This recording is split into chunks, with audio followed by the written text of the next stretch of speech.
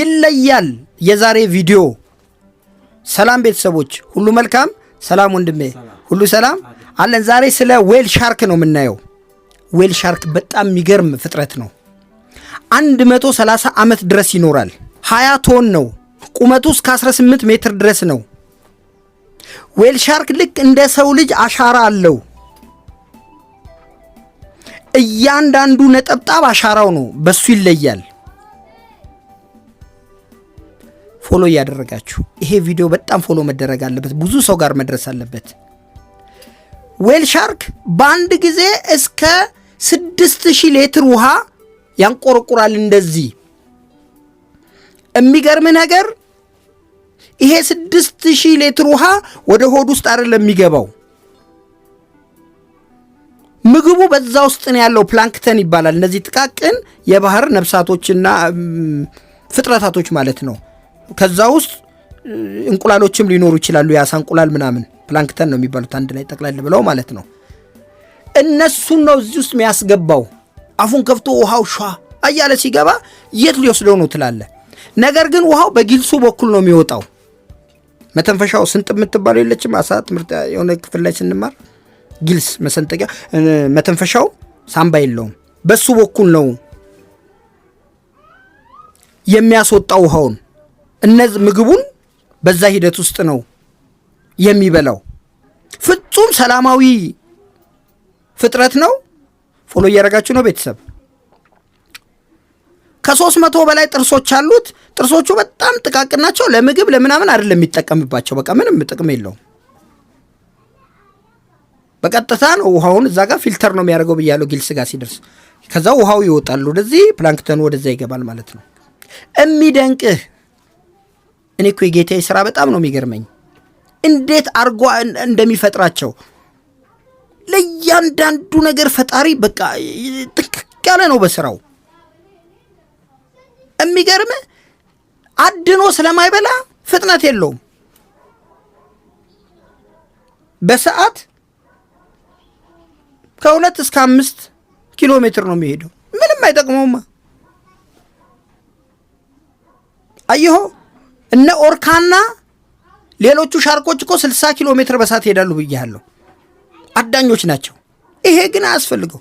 ያንን የሚያክል ግዙፍ እንስሳ አጥንት የለውም። ታዲያ ፎሎ ያላረክ ምንድነው የምታደርገው ወንድሜ? ካርትሌጅ የሚባለው ከዚህ ቀደም ሰርተናል። ካርትሌጅ ነው ያለው፣ አጥንት የሚባል የለውም። ሌላው የሚገርምህ ነገር እርግጠኛ ነኝ ሰምታችሁት አታውቁም።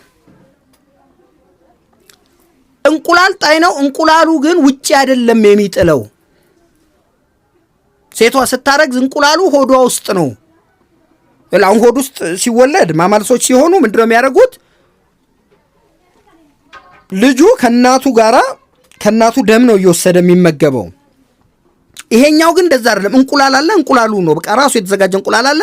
እንቁላል ውስጥ ነው እድገቱን የሚያደርገው። ከእንቁላሉ ነው እንጂ የሚወስደው ከእናትየው ላይ አይደለም የሚነካው። ግን ሆዷ ውስጥ ነው ያለው። አረ ተገረም። ከዛስ 300 ይሆናሉ እነዛ እንቁላሎች። መጨረሻ ላይ ሲወለዱ እንቁላሉን ነው ሰብረው የሚወጡት፣ ከውጪ አይደለም። አሁን ሌሎቹ እነ ኤሊ ምናምን እንቁላል ጣዮች ውጪ ነው አይደለ? እነሰገድ ምናምን ውጪ ነው እንቁላላቸውን ጥለው የሚያስቀምጡት። ይሄኛው ግን እንደዛ አይደለም። ሆድ ውስጥ ነው እንቁላሉ። ዘር ይዛል፣ ልጅ ይዛል። 300 የሚሆኑ እንቁላሎች እያንዳንዳቸው ሲወለዱ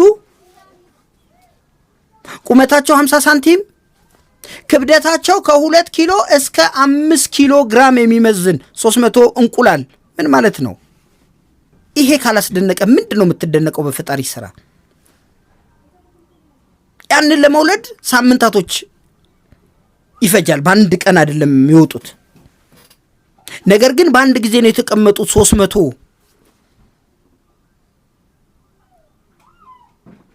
ቁመቱ ግማሽ ሜትር የሆነ ክብደቱ ከ2 እስከ 5 ኪሎ ድረስ የሆነ 300 ነገርን አስበው። በዚህ ውስጥ ልክ እንደወለደቻቸው ወደ ባህሩ ነው የሚገቡት። እጅግ ገራሚ ነገር አለው። ውሃው እንዲህ ሲገባ ስታይ የጠጣው ነው የሚመስልህ እኮ አንተ።